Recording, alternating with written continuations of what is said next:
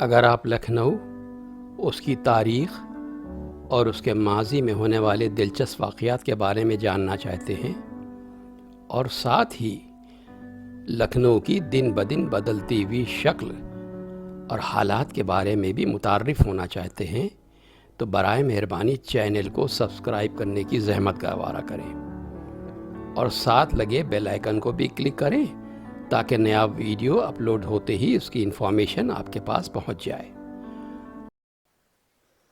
بارات میں دولہا، چمن میں گل، چراغ میں لو، جسم میں روح، آنکھ میں نور، دل میں سرور، سیپی میں موتی، ناؤ میں لنگر کی جو شان ہوتی ہے، وہی حیثیت شہر بن کر صوبے میں زمین لکھنؤ کی تھی۔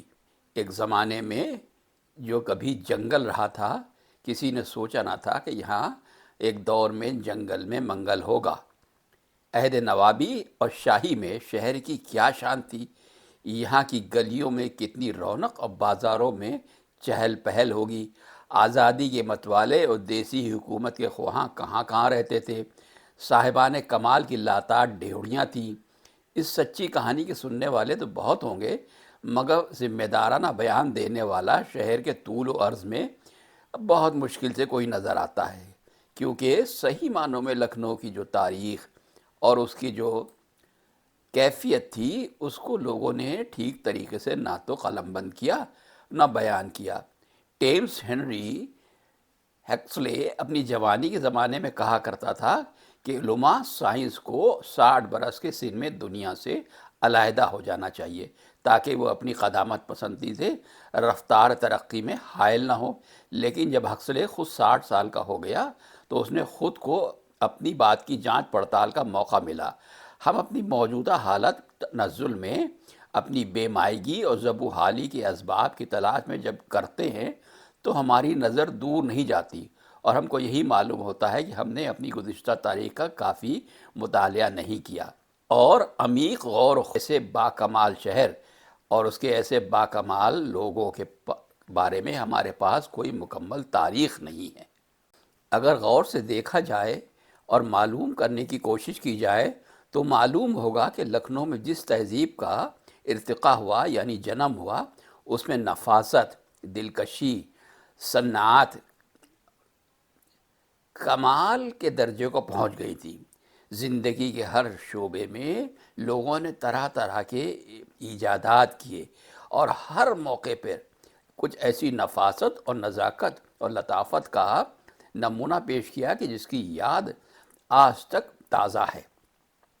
لکھنؤ کی خاص بات یہ تھی اور ہے کہ یہاں کے لوگوں میں ایک خاص قسم کا ٹھہراؤ ہے۔ ان کی ہر ادا میں ایک ٹھہراؤ اور نزاکت اور لطافت کا مظاہرہ ہوتا ہے۔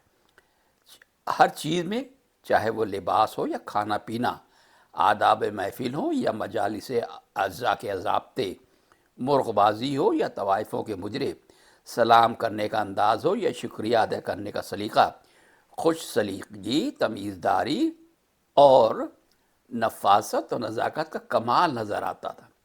بزلہ سنجی، لطیفہ گوئی، داستان ترازی، مصاحبت، محفل آرائی، سب میں نزاکت کا رنگ جھلکتا تھا جس کو ایک مخصوص شائستگی کا معیار کہا جا سکتا ہے۔ لطافت اس درجے کی تھی جس کی قسم کھائی جا سکتی ہے۔ یہاں کے آداب اور اسالیب میں ایسی جادوگرانہ تاثیر تھی کہ پڑھ کر اس سے عقیدت سی پیدا ہونے لگتی ہے۔ آج بھی ان آداب کی جھلک کہیں کہیں دکھائی دے جاتی ہے تو بے ساختہ تقلید کرنے کو جی چاہتا ہے اور گواہی دینے لگتا ہے کہ یہ شائستگی کا ایسا انداز ہے جس کو زندگی کا جز ہونا چاہیے۔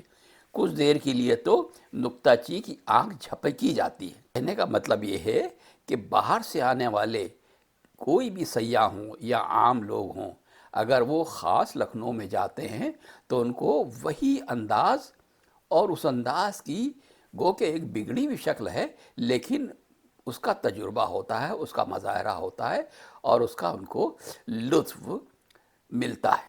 اسی سلسلے میں یہاں کے کھانوں کا انداز کے بارے میں بہت کچھ کہا جا سکتا ہے۔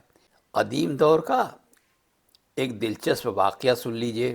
یہاں کے بعض رکابداروں نے پلاؤ کی تیاری میں یہ صنعت دکھائی کہ گوشت کی چھوٹی چھوٹی چڑیاں بنا کے اور خوب احتیاط سے اس طرح پکا کے کہ صورت نہ بگڑنے پائے پلیٹ میں بٹھا دی۔ چاولوں کی صورت دانے کی کر دی، اور معلوم ہوتا تھا کہ ہر مہمان کے سامنے پلیٹ میں چڑیا بیٹھی ہے، دانہ چگ رہی ہے۔ پھولے ہوئے سموسے جن میں توڑتے ہی لال نکل کر اڑ جاتے، حیدرآباد دکن میں غالباً لکھنؤ کی رکابدار پیر علی نے آ کر تیار کیے، جو سرکاری ڈنروں میں میز پر آئے اور معزز انگریزوں اور لیڈیوں کو بہت محفوظ کیا۔ لکھنؤ کے رکابداروں نے سچ یہ ہے کہ طرح طرح کی صنعتوں میں عجیب کمال دکھائے۔ پیر علی رکابدار مٹھائی کا انار بناتا تھا، جس میں اوپر کا چھلکا، اندر کے دانے، ان کی ترتیب اور ان کے بیچ کے پردے سب اصلی معلوم ہوتے۔ دانوں کی گٹھلیاں بادام کی ہوتی، ناشپاتی کے ارخ کے دانے ہوتے، دانوں کے بیچ کے پردے اور اوپر کا چھلکا دونوں شکر کے ہوتے، اور العموم رکابدار مربے اور اچار وغیرہ اس طرح طرح کی مٹھائیاں تیار کرتے تھے، جن میں سدھا قسم کی ترکیبیں اور عجیب صنعتیں اور نفاستیں دکھائی جاتی تھی۔ آم کا مربہ سب نے کھایا ہے، مگر یہاں رکابدار مسلم ہری کیریوں کا مربہ تیار کرتے اور ان میں ویسے ہی سبز چھلکے اپنی اصلیت پر قائم رہتے۔ بس یہ معلوم ہوتا کہ تازہ کیری ابھی توڑ کر لائی ہے اور شیرے میں ڈال دی گئی ہے۔ اور اس تذکرے کے ساتھ ساتھ جو کھانے العموم منتخب کر دیے تھے ان کے مجموعے کا نام تورا تھا، جن میں لازمی طور پر حسب ذیل یعنی حسب ذکر غذائیں ہوتی: پلاؤ، مظافر، متنجن، شیرمال، سفیدہ یعنی میٹھے چاول جن میں زعفران کا رنگ نہ دیا گیا ہو، بورانی کے پیالے، شیر برنج کے خوانچے، قورمہ تلی ہوئی ارویاں گوشت میں، شامی کباب، مربہ، اچار یا چٹنی۔ اکثر جگہ تورے میں ان میں سے بعض چیزیں کم و بیش بھی کر دی جاتی تھی، مگر لکھنؤ میں العموم یعنی عام طور پر یہی کھانے مقبول تھے، اور دعوتوں اور حصوں میں ان کے سوا اور کوئی چیز کم ہوتی تھی۔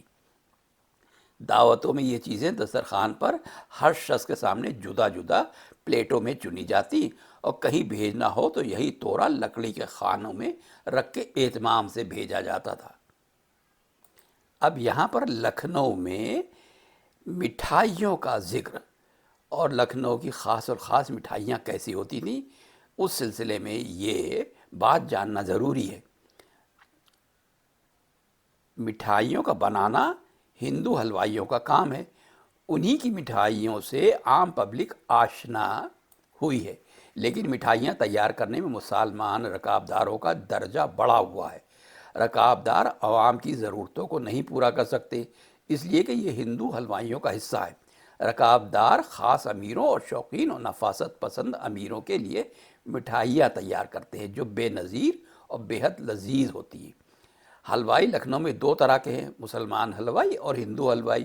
مسلمان حلوائیوں کی شان یہ ہے کہ اگر عام قسم کی مٹھائی لے لی جائے تو ان کی دکان کی چیز ہندو حلوائیوں کی دکان سے اچھی نہیں ہوتی، لیکن اگر فرمائش کر کے ان سے خاص قسم کی تکلفی مٹھائی بنوائیے تو ہندو حلوائیوں کی مٹھائی سے بہت زیادہ اچھی اور بہت نفیس اور لذیذ ہوتی ہے۔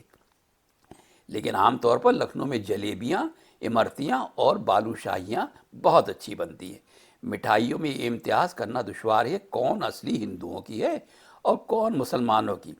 ساتھ ہندوستان میں آئی ہے، لیکن ناموں اور مذاق پر قیاس کرنے سے معلوم ہوتا ہے کہ حلوہ خالص عربی چیز ہے جو عرب سے ایران ہوتا ہوا ہندوستان میں آیا اور اپنا نام بھی ساتھ لیتا آیا، لیکن بظاہر یہ عام فیصلہ نہیں ہو سکتا، اس میں تفریق ہے۔ تر حلوہ عموماً حلوائیوں کے وہاں ملتا ہے اور پوریوں کے ساتھ کھایا جاتا ہے اور خالص ہندو چیز ہے جسے وہ موہن بھوگ بھی کہتے ہیں، مگر حلوہ سوہن کی 4 قسمیں ہیں: پپڑی، جوزی، حبشی اور دودھیا۔ یہ خالص مسلمانوں کی معلوم ہوتی ہے۔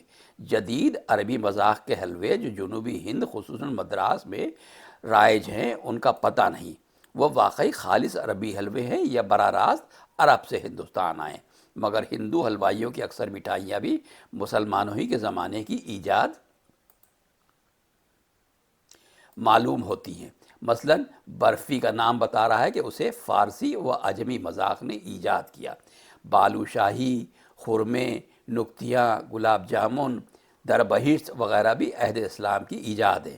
جلیبی کو عربی میں زلابیہ کہتے ہیں، اور صاف معلوم ہوتا ہے کہ زلابیہ ہی سے بگڑ کے جلیبی کا لفظ بنا ہے، اس لیے یہ بھی انہی عربی اور فارسی مٹھائیوں میں شامل کرنے کے قابل ہے۔ پیڑا خالص ہندی مٹھائی ہے، اور امرتیاں بھی ہندی ہیں، مگر مجھے بتایا گیا ہے کہ امرتی خاص لکھنؤ میں ایجاد ہوئی۔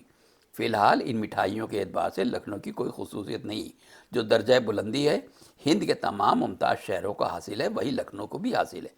بلکہ یہ عجیب تماشا نظر آتا ہے کہ لکھنؤ میں تو آگرے اور پنجاب کے حلوائی زیادہ مشہور ہیں، دوسرے شہروں میں مجھے یہ نظر آیا کہ لکھنؤ اور اطراف کے لکھنؤ کے حلوائیوں کو زیادہ نام حاصل ہے۔